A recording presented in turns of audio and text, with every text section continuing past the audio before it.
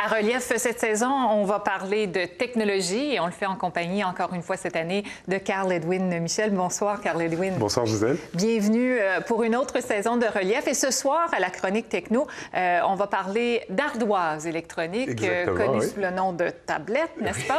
Et quand on pense à une tablette, très souvent, c'est un iPad qui nous vient à l'esprit. Mais il y a autre chose que l'iPad et Carl-Edwin est avec nous ce soir, justement, pour nous présenter des alternatives. Alors, il y a autre chose. Il faut dire que l'iPad, c'est eux qui ont découvert, qui ont introduit l'iPad. Et ils ont toute une campagne de marketing qui va avec cette petite machine-là, mais il y a autre chose que l'iPad. Exactement. Donc, il y a plein d'autres types de tablettes qui sont disponibles sur le marché. Évidemment, on sait que l'iPad, Apple fabrique son propre système d'exploitation. Donc, avec son propre système d'exploitation, ils ont une tablette. Mais il y a d'autres compagnies comme Google qui fabriquent leur propre système d'exploitation pour différents types de tablettes. Donc, différents manufacturiers fabriquent des tablettes pour le système d'exploitation de Google.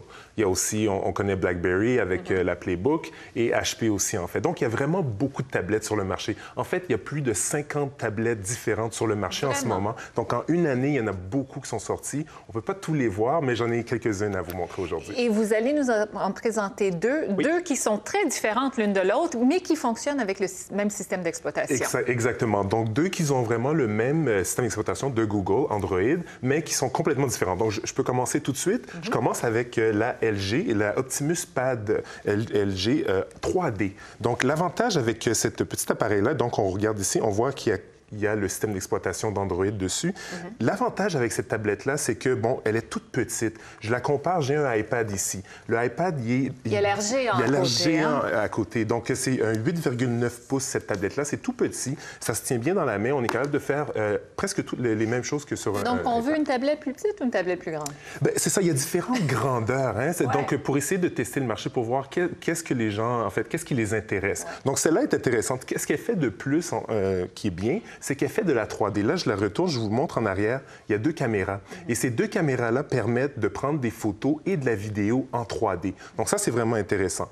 Est-ce que c'est pratique pour prendre des photos? Parce que moi, je les vois des fois avec leur grosse machine en train de prendre une photo, puis il me semble que c'est plus simple avec un téléphone. C'est sûr que ça se tient quand même très bien dans les mains. C'est sûr que c'est plus gros qu'un téléphone. Donc Mais la qualité est bonne. La qualité est très, très bonne. On parle d'une caméra de 5 mégapixels qui fait de la 3D. Donc ça, c'est vraiment intéressant. Le seul bémol que j'ai sur cet appareil-là, par exemple, c'est qu'on ne peut pas voir la 3D sur notre écran. Malheureusement, on est obligé de la connecter sur un téléviseur 3D pour pouvoir voir notre contenu 3D. Donc, ça serait la seule chose qui serait peut-être moins intéressante. Mais on a une prise HDMI dans ce cas-là pour la connecter à cette télévision-là et profiter du contenu qu'on a en 3D. C'est combien?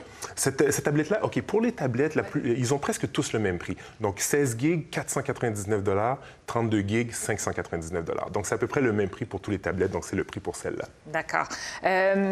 Vous allez maintenant nous présenter la deuxième. Ça, c'est Sony. Sony qui a une nouvelle tablette, ça fait pas très longtemps, qui fonctionne également avec Android. Oui, Sony qui a une tablette qui vient de sortir. Sony a pris un peu de temps pour sortir sa tablette. Pourquoi, on ne sait pas. Ils ont travaillé beaucoup pour sortir une tablette intéressante. Ce qui est bien avec cette tablette-là, c'est qu'elle a un design différent. Hein? C'est comme si c'était une feuille de papier qu'on a pliée en deux. Donc, c'est très, très bien. Elle aussi fonctionne avec Android, la version 3.1, et ça sera possible d'avoir la nouvelle version d'Android sur cette tablette-là aussi. Donc ça, c'est intéressant. Elle ne fait pas de la 3D, par contre, donc ça, c'est pas grave, mais ça se tient très, très bien dans la main, très léger. Il y a des gens peut-être qui vont dire que l'arrière en plastique, ça peut peut-être les déranger, mais l'avantage, c'est que ça fait une tablette beaucoup plus légère. Donc ça, c'est un très, très bon avantage avec ça. Oui, donc ça, c'est pour la Sony S. Et toujours à peu près le même prix. Est-ce qu'il y a un bémol avec celle-là, à part le plastique? Oui, il y a un bémol avec celui-là. Il y a un bémol avec celui-là. Cette tablette-là, on peut ici rentrer des cartes SD. Donc ça, c'est quand même un avantage. Oui. Donc on peut sortir les cartes, si je peux le sortir ici, et voilà, puis on peut mettre des photos. Donc ça, c'est quand même un bon avantage. Oui. Sauf que ici, on a un micro USB. Et Ce que je trouve un peu dommage, c'est que Sony aurait pu au moins insérer, en fait, mettre un câble pour permettre de connecter des périphériques USB. Ils ne l'ont pas fait. Donc, les gens sont obligés d'aller chercher en plus un câble pour faire fonctionner la tablette. Donc, ça, ce serait une chose un peu moins intéressante, si on veut. Alors, avec toute la panoplie de tablettes qu'il y a sur le marché, comment choisir la tablette qui va le mieux convenir à nos besoins? Oui, donc là, moi, ce que j'aime bien, c'est vraiment de rester dans le même écosystème. Évidemment, si vous avez un iPhone, un iPad, ça fonctionne très, très bien.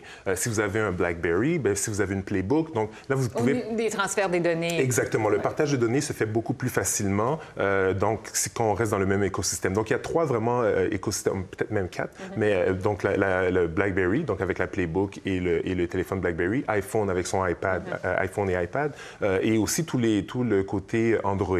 Donc, ça, c'est vraiment bien. La seule chose, par exemple, c'est que si vous voulez vraiment, si vous avez un BlackBerry puis vous voulez aussi avoir un iPad, pas de problème. Vous pouvez le faire. C'est juste que ça va être un petit peu plus difficile de transférer les données l'un à l'autre. Et des fois aussi, bien, les applications ne sont pas les mêmes d'un appareil à l'autre. Donc ça serait les seules choses à considérer. Exactement. Voilà. Merci beaucoup, Carl Edwin. Merci beaucoup, Gisèle.